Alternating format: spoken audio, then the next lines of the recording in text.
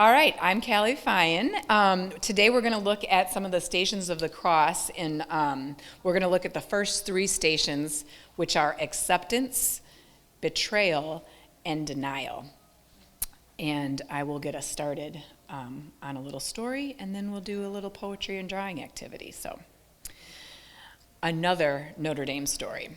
Well, maybe it's a South Bend story. I once told Jesse that this town, meaning South Bend, is a hole. I might have used the word armpit, but I'm not sure. It was a long time ago. And so he showed me the library and the farmer's market. He took me to McCree's Bakery and bought us donuts, and we walked along the St. Joseph River to the salmon ladder. And he showed me here is where the water is too strong for them to swim. So people built this because the fish will always keep trying. They will always go against the current when the weather ripens the world for new growth. They will always swim upstream. He took me to Molly McGuire's, a bar-turned-coffee shop, because they'd gotten busted for serving minors.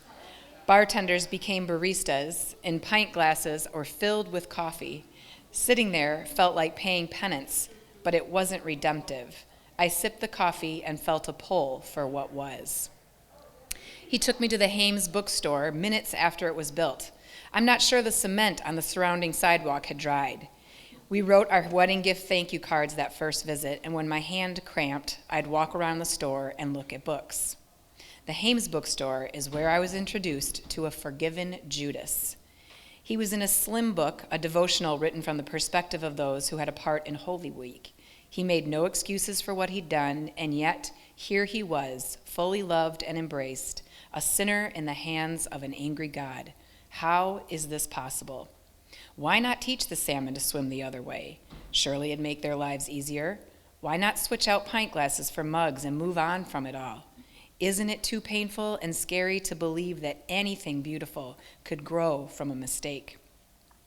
I was afraid of this new Judas, but I didn't want to let him go either. I know I didn't want to go back to the old Judas I believed in. I bought a class set for my then sixth graders, many of whom are parents now. We'd sit around the coffee table on an old couch and oversized pillows where we started every morning together, and we'd talk about Judas and Peter and Mary and Simon and Pontius Pilate and the mob and all of us who had a hand in this most horrifying story. One morning, a mother came into my classroom and told me her son will not read this book. Judas is in hell, she told me. He's in hell. I did not argue with her. I said, okay, and I don't remember what happened after that. I remember shaking for the rest of the day. I suspect she did too. Jesse tells me I'll always be okay as long as I can turn something into a story. He doesn't mean I live in a fantasy world, although at times he could mean that. He means that creating from the truth allows me to handle it.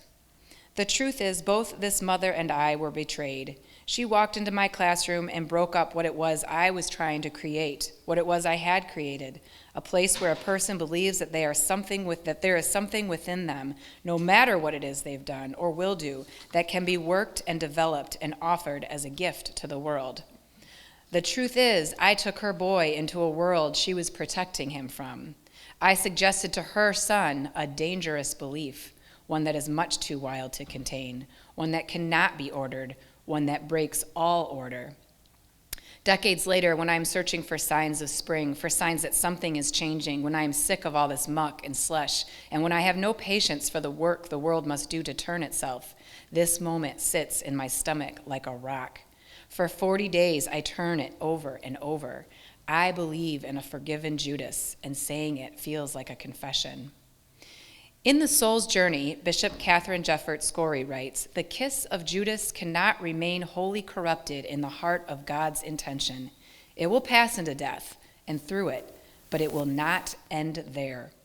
I'm paraphrasing here, but she writes that redemption is in part God turning our chaotic energy into a creative life. Catherine Burleson calls this the transformation of passion. When she was 3 or 4, my oldest daughter, Hadley, learned in a children's moment at our church that God is with her wherever she goes. That afternoon, and what felt like 216 days following, Hadley would ask while brushing her teeth, while sliding down the slide, while hiding under blankets, "What about now? Can God see me now?" "Yes," I told her. Yes, God can see you. I complained jokingly to my pastor that it's worse than the movie Groundhog Day in my house.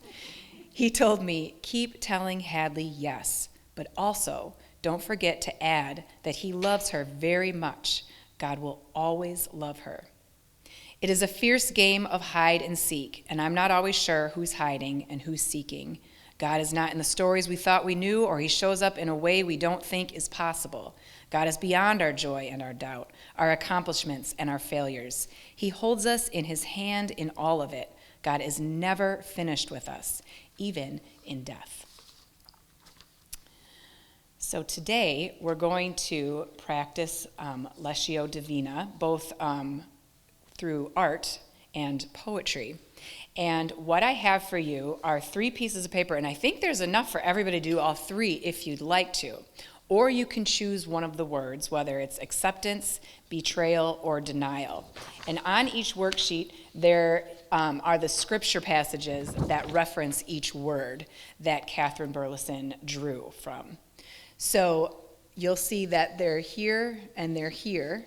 And underneath them are questions, what is going on narratively? This is what we talked about last week. What's going on in this story? And you can just jot down some ideas. What is going on allegorically? What does this remind you of? What does this say about the world? And what is this text calling me to do? And then below it are any images that come to mind or colors. Now, you can answer these via drawing or sketching, however you'd like to do that, or if you prefer to write, you can write. I have different kinds of crayons. There's colored pencils. There's sort of crayons, paint types of crayons that you're more than welcome to. I have stencils, and then I have cardstock. So what you want to do is think about whether you want to draw in regards to turning over this passage, or if you want to do some poetry.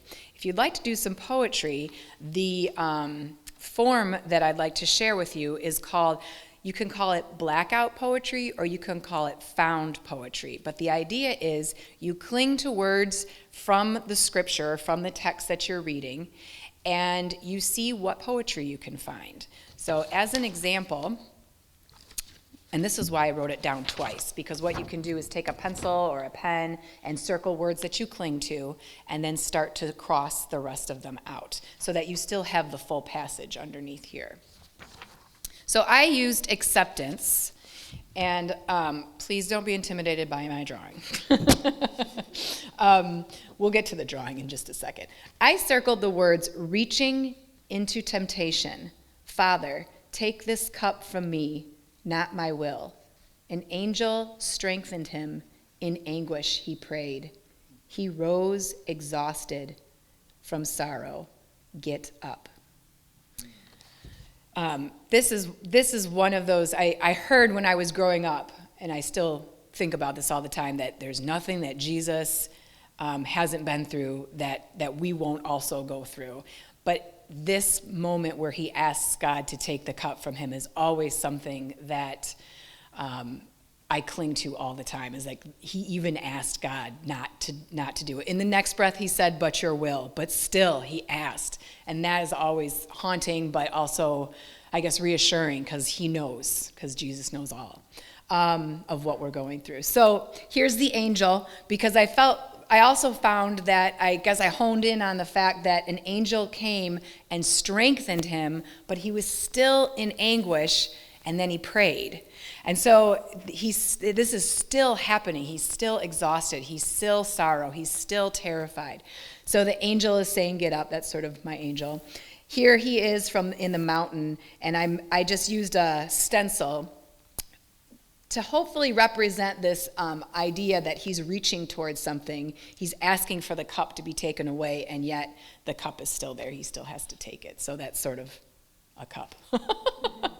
But that's what I did. So the only thing that I did forget to do was bring along scissors. So if you want to do it how I did it, you can just rip the found poem out.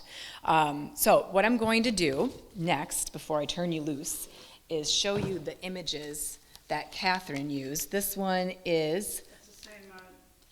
Yes, yeah. These are the same. So if you want to walk around and get some ideas as well. But here is acceptance. I mentioned last week that she's playing around with light. In every single one, there's always some sort of a light. But you get the sense that you're reaching towards it too. And then this one is betrayal.